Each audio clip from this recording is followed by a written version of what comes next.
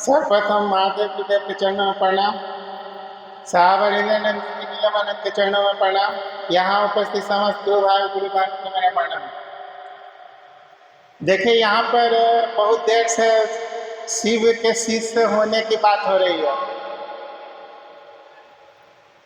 शिव के शिष्य होने की बात हो रही है, इसको थोड़ा सा हम क्लियर करना चाहेंगे कि देखिए, आप लोग को भी समझना जरूरी है कि शिष्य मतलब होता क्या है।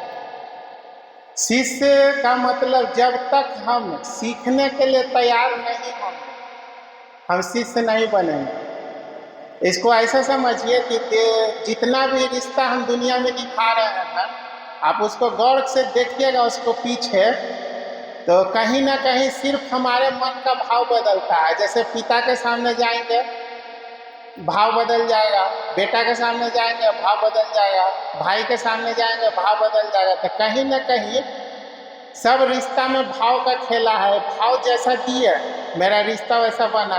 तो यहाँ जब हम गुरु शिष्य के रिश्ते की बात करेंगे तो यहाँ पर रिश्ता मेरा बनना चाहिए गुरु और शिष्य का। तो शिष्य भाव हमको देना होगा। और शिष्य भाव कब होगा? जब हम सीखने के लिए तैयार होंगे तब। और एक चीज़ और देखिए कि सभी रिश्ता में बिना भाव का कोई खेला नहीं है।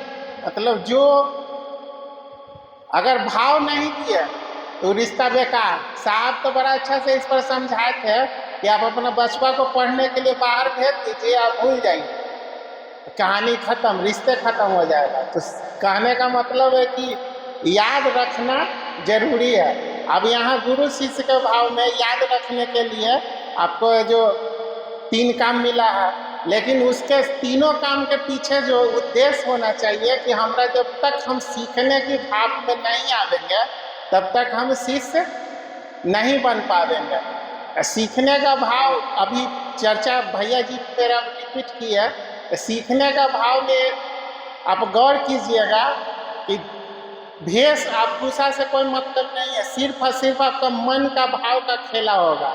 अब बाहरी दिखावा कितना कर लीजिए, उससे कुछ नहीं होना जाना। जब तक आपका मन नहीं झुकेगा, मन नहीं समझेगा, आप सीखने के लिए तैयार नहीं होइएगा, कुछ नहीं समझ में आने को है। और सीखने के लिए सबसे जरूरी है कि आपको ध्यान से सुनना होगा। बगैर सुने समझ में नहीं आएगा, जब सुनिएगा तब समझ में आएगा। और समझने के लिए एक लाइन कहेंगे कि जब तक समझना नहीं चाहिएगा तब तक समझ में नहीं आता। तो यानी घूम फिरा के सारा खेला हमारे पीछे पड़ता है, हमारे मन पर डिपेंड करता है कि हम सुनने के लिए तैयार होंगे, सीखने के लिए तैयार होंगे, तभी मेरा शिष्य भाव जागेगा। जब तक शिष्य भाव नहीं जागेगा तब तक हम शिष्य नहीं बन पाएंगे। दीक्षा बोले न तुझे साहब, आओ चले शिव की और पुस्तक में साहब है जो बड़ा अच्छा से समझाए हैं कि जैसे ही आप महादेव को गुरु मानते हैं, ठीक है, और महान गुरु मानने के बाद जैसे ही आपको पहला अनुभूति जो प्राप्त होता है, जहाँ पर आपको लगा कि नहीं सही में महादेव गुरु का काम कर रहे हैं, तो आपका पहला वो दीक्षा हो गया। जो आपको पहला अनुभूति प्राप्त हुआ वही आपका दीक्षा है। अब उसको साहब बोले हैं कि अब उसको आपको याद रखना है, वो आपका गुरु दक्षिणा हो जाए। आप उसको भूले नहीं, आपको याद रखना है कि हमको महादेव को गुरु बनाए तो हमको यह अनुभूति हुआ और इसको हमको मजबूत करना है। और याद रखना है जो जिनके मार्फत है जो ये रास्ता मिला कि आज इतना प्रेम से बैठ के 4 आदमी गुरु की बात कर रहे हैं, साहब का देन है। तो जो जिनका नियम है, जिनका कानून है, जिनका बनाया होगा, उनका तो बात रहबे न करेगा। तो साहब का बनाया हुआ है, साहब का दुनिया कि आप देखिए कि घर में नहीं बैठ पाइएगा इतना प्रेम से 4 आदमी, जितना प्रेम से भी बैठ के महादेव की बात कर रहे हैं। तो यही याद रखना है, गुरु को याद रखना है, साहब दीदी को याद रखना है। ये हमारा गुरु दक्षिणा हो गया।